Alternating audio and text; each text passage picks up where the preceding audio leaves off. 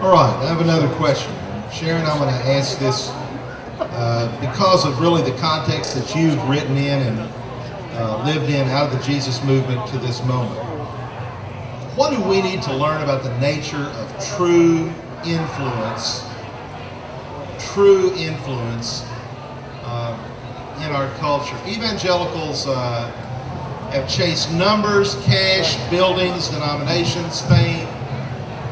Tony mentioned this to me yesterday. I thought it was a very, very important subject. We need to learn something about true influence in this world in which we are living. What can we learn?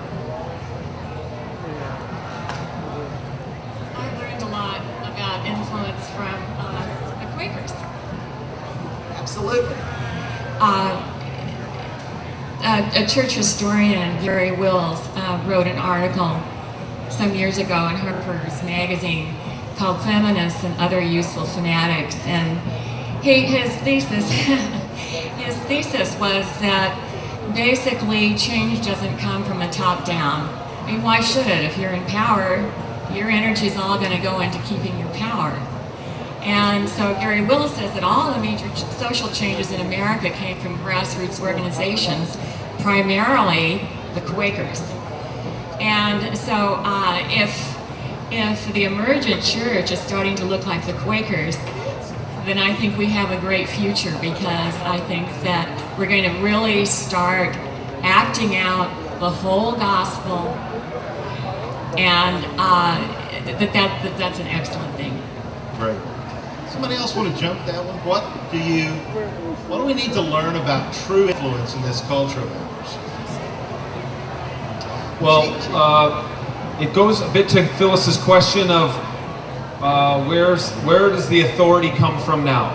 Everything has been turned upside down for us, and a lot of your parents and grandparents grew up in a world where FDR wouldn't be shown in a wheelchair because they didn't want to show the American president in a state of weakness. We grew up watching Gerald Ford be portrayed by Chevy Chase falling off a ladder on Saturday Night Live, or Jon Stewart and Stephen Colbert skewering George W. Bush 4 nights a week.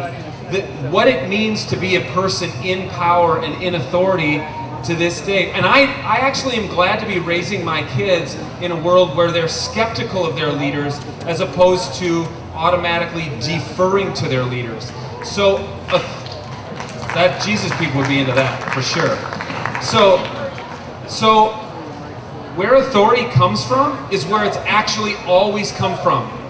That is your community, your intimate community. Now that you may be in your community, and your community may abdicate its responsibility to a bishop, a pope, the senior pastor of your megachurch, the presbytery, whatever. You may abdicate your responsibility, but fundamentally it's your responsibility, and you have the power to interpret the scripture, to decide what it means to live out Christian life in this world. It's you and the people you surround yourself with. That's where things happen. And the more we give away our power to these supposed authority figures or to big denominational bureaucracies, the less change will happen. Because those organizations are built on non-change.